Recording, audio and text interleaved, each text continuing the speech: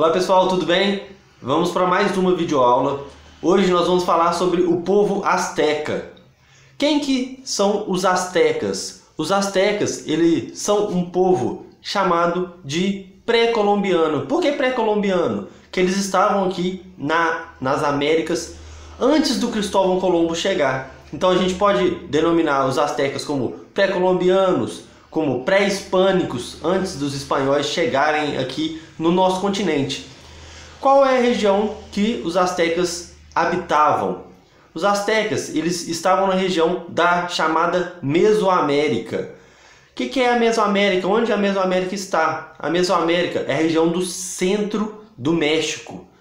Lá foi o lar de diversas civilizações que surgiram antes mesmo dos astecas, como os olmecas, os toltecas, zapotecas, chichimecas, os purépechas, vários povos indígenas que têm a sua influência cultural muito forte e influenciou também os povos chamados astecas. Por que eles têm esse nome, astecas? Que eles vêm da região de Aztlán, eles vêm migrando. A região de Aztlán seria onde hoje é o sul dos Estados Unidos, e é um povo que ele foi migrando ao longo do tempo até se estabelecer no centro do México. Qual o motivo dessa migração? Esses povos, eles iniciaram sua migração seguindo uma profecia. Qual que seria a profecia desse povo originário de Aztlán, desse povo que inicialmente era chamado de mexicas? Essa profecia era que eles deveriam fixar a sua civilização, o seu povo, onde encontrassem uma águia em cima de um cacto comendo uma cobra. Esse seria o lugar da Terra Prometida. Então eles foram migrando até se depararem com essa cena. Quando foi que eles se depararam com essa cena? Quando e onde eles se depararam com essa cena?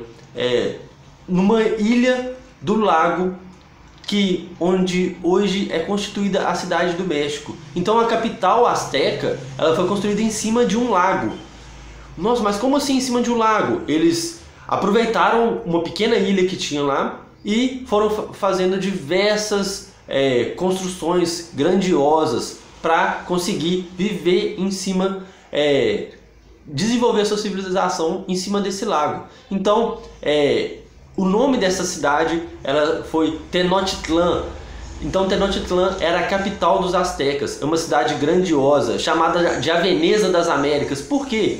Porque as suas eram constituídas... Gente, tem um som aí, não liga não, que já vai passar. As suas eram de água. Então muitas embarcações passavam ali. Mas como que eles desenvolveram essa cidade em cima de um lago? Como que eles conseguiam plantar? Como que eles faziam isso? Eles desenvolveram uma técnica chamada de chinampas. O que seriam as chinampas? Seriam ilhas artificiais que os astecas faziam para aumentar o território cultivável. Então eles conseguiam, com essa técnica de chinampa, uma técnica impressionante, que até hoje ela serve de modelo para alguns modelos de aquaponia. Através dessa técnica de chinampas, eles conseguiam fazer ilhas flutuantes, que ali eles construíam suas casas, ali eles faziam outras plantações. Então é impressionante essa dimensão, essa grandiosidade que a cidade de Tenochtitlán ela alcança. Quando os espanhóis chegaram aqui na América do Norte, no caso do México, eles se depararam com uma cidade gigantesca, uma cidade que naquela época chegava a ser maior que Londres, uma das maiores cidades europeias. Então o povo asteca, eles tinham um desenvolvimento de arquitetura, de astronomia, de matemática impressionante. Os espanhóis ficaram impressionados com aquilo.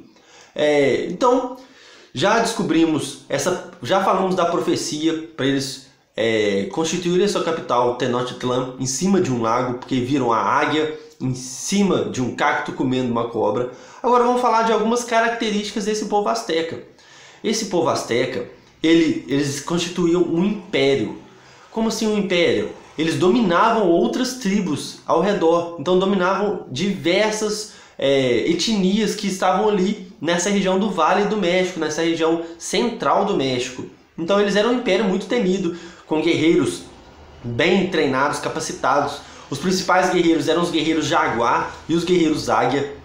Então esses astecas, eles dominavam outros povos. E como que eles organizavam? Tinha um imperador, organização política. O imperador, quando os espanhóis chegaram, era o Montezuma. Tinha um imperador e tinha umas confederações. Como assim? Como se fossem alguns estados, como se fossem as satrápias persas. Uma confederação que eles conseguiam assim controlar politicamente essa região. Então, os astecas eram um império, diferente dos maias, que eram cidades-estado. Então, os astecas constituíram um império e eram um povo bastante guerreiro. Eles dominaram várias etnias ali ao redor. Outra coisa, eles se firmaram ali no século XII depois de Cristo. Então, o crescimento dessa civilização asteca ela vem do século XII depois de Cristo.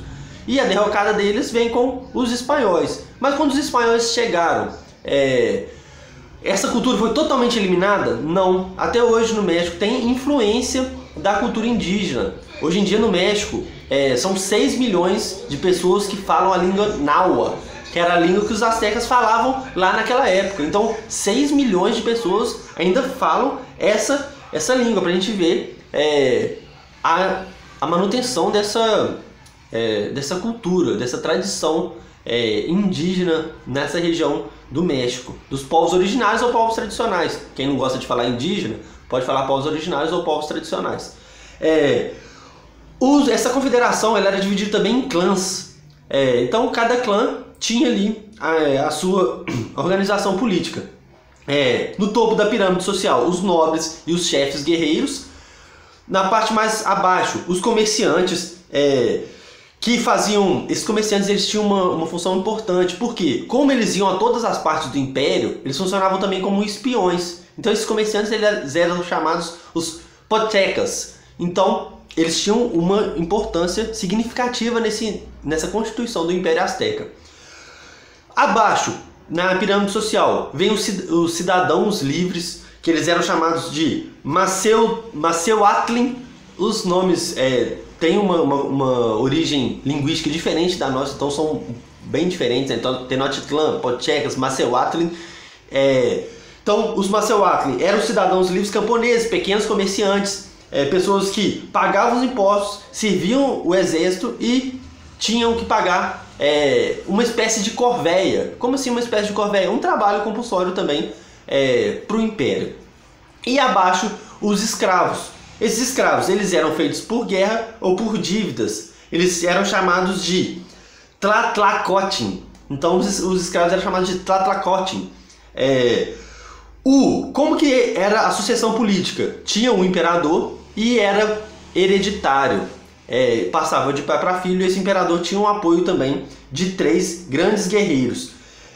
As guerras para os astecas elas eram sagradas. Por quê? Além deles fazerem escravos, eles também arrumavam pessoas que poderiam ser sacrificadas. Os grandes guerreiros que eles capturavam, que eles derrotavam, poderia ser sacrificado. Por quê? Sacrificar um grande guerreiro era um presente para os deuses. E o que os astecas esperavam da pessoa sacrificada? Que eles chegariam aos deuses e eles falariam para os deuses as demandas aqui da terra. Então a pessoa sacrificada ela tinha essa missão, essa função de contar aos deuses, passar aos deuses algumas mensagens aqui da terra. Então é muito interessante a gente entender isso. Onde eram feitos os sacrifícios? Os sacrifícios, eles, na sua grande maioria, eram feitos em festividades, grandes festividades, que eles utilizavam as pirâmides, que eram centros de rituais sagrados, também para esses sacrifícios. Como que era feito? Chegava, escolhia a pessoa que seria sacrificada, a pessoa ia ao topo da pirâmide junto com o sacerdote abria o peito dessa pessoa, arrancava o coração ainda batendo e oferecia aos deuses. E a pessoa sacrificada muitas vezes se sentia honrada de ter a oportunidade de conversar com os deuses. Outras características dos astecas. Eles possuíam um sistema de calendário. Tem um calendário asteca que ele está presente no Museu de Antropologia do México. É uma pedra gigantesca que é muito impressionante. Quem for ao México não pode perder a oportunidade de conhecer esses legados desse grandioso povo asteca. E eles também usavam a matemática como um sistema vigesimal. A gente hoje em dia usa um sistema decimal. Eles usavam um sistema vigesimal, um sistema diferente do nosso. A religião asteca era politeísta. Eles acreditavam em vários deuses, assim como a maioria das religiões dos povos originários aqui do nosso continente. Então, eles eram politeístas. Quais são alguns deuses? O Tlaloc, deus da chuva. O Quetzalcoatl. O Quetzalcoatl tem uma história fantástica, é a serpente emplumada. O Quetzalcoatl é um deus considerado criador da civilização também, um deus civilizador. E ele, a lenda de Quetzalcoatl, que ele sai, ele abandona, ele briga com um dos deuses, abandona o território sagrado, e a lenda diz que um dia Quetzalcoatl voltará. E quando ele voltar, o mundo vai se transformar. O mundo não vai ser mais aquele que os astecas conheciam. E coincidentemente, esse é um fator importante para a gente entender a conquista espanhola dos astecas. Coincidentemente, no calendário asteca, próximo da profecia da volta do Quetzalcoatl, chegam os espanhóis. Chegam os espanhóis com armaduras, montados em cavalo. Aqui nas Américas não existiam cavalos, então foi uma coisa surpreendente. Eles se surpreenderam com aqueles seres barbados. Aqui, os povos originários aqui não tinham barba, não tinha essa característica física. Chegam os espanhóis barbados com armaduras, montados em cavalos e carregando armas que, segundo os astecas, trariam o som do trovão. Então eles acreditavam que poderia ser a volta do Quetzalcoatl. O que o Montezuma faz frente à chegada dos espanhóis? A única mensagem que ele dá é que ele não quer trocar nenhuma mensagem com os espanhóis. Então os espanhóis vão avançando no território e Montezuma recebe eles no templo maior de Tenochtitlan. Recebe eles com uma mistura entre cordialidade, oferecendo bebidas feitas com base do cacau, né, que é a base do nosso chocolate de hoje em dia, e tentando serem amistosos com os espanhóis. Só que o que acontece? Ocorrem sacrifícios humanos, e os espanhóis, que vêm trazendo também o cristianismo, ficam chocados com esses sacrifícios humanos e rompem a relação com Montezuma. Montezuma tinha um grande exército à sua disposição, e no primeiro momento de conflito, Montezuma ganha a batalha dos espanhóis. Em espanhol, essa derrota ela é conhecida como episódio de La Noche Triste. É quando o Cortés recua e ele reflete sobre morrem muitos soldados a serviço dele, e o Cortés fica ali planejando uma volta. Como que o Cortés consegue vencer os astecas? Ele faz uma aliança com diversas etnias que os astecas tinham dominado. Os astecas eram um império, ele dominava, ele escravizava. Então o Cortés aproveita disso e traz outros povos indígenas para lutar contra os astecas. Nesse ponto tem uma figura interessante, que é uma figura super conhecida no México, que ela chama Malinche. Quem seria Malinche? Seria uma indígena que conseguia fazer a tradução. Ela aprendeu o espanhol com contato com os espanhóis e fazia a tradução entre esses povos originários e os espanhóis. Então nisso eles conseguiram articular uma grande aliança militar para atacar então os astecas e derrotarem de vez os astecas. Então foi só o conflito militar? Não. Teve o fator militar, aliança com outros povos indígenas e também as doenças. Os povos originários daqui, os astecas no caso, eles não tinham contato com vários dos vírus que os espanhóis tinham. A Europa já tinha vivido a peste negra, já tinha contato com diversos povos árabes, norte da África, os povos escandinavos, os povos anglo-saxões. Então já tinha uma resistência imunológica muito mais alta que os astecas. Então esses vários fatores aliados ajudam os espanhóis a derrotarem os astecas. Então a gente tem que entender então desses povos astecas, essa questão da religiosidade é super importante, a questão da grandiosidade de Tenochtitlan, a capital asteca, e também a fato dos astecas serem um império que dominavam outros povos. Isso facilita. Por quê? Vamos supor, eu sou lá um zapoteca, eu fui dominado pelos astecas, chegam os espanhóis, me oferecem uma aliança, eu quero aliar com esse povo diferente para derrotar os astecas que tanto me humilharam, que tanto mataram minha família e me escravizaram. Gente, Tem muito mais coisa para falar sobre os povos astecas, mas vamos ficar por aqui, senão o vídeo vai ficar muito grande. Espero que vocês tenham gostado. Posteriormente farei outros vídeos sobre esses povos originários, os povos pré-hispânicos ou pré-colombianos, como você queira chamar. Espero que tenha ajudado vocês. Um grande abraço aí a todo mundo que tá curtindo, tá compartilhando, tá comentando. Eu recebo com muito carinho o comentário, seja dos meus alunos pessoalmente, seja o comentário de ex-alunos que eu recebi também nos vídeos. Agradeço demais. Um grande abraço para vocês e até a próxima. E um abraço também para um aluno meu que fez uma intro pro canal. Eu vou editar esse vídeo, vou ver se eu coloco ele aqui em algum momento, às vezes num vídeo de pergunta e resposta.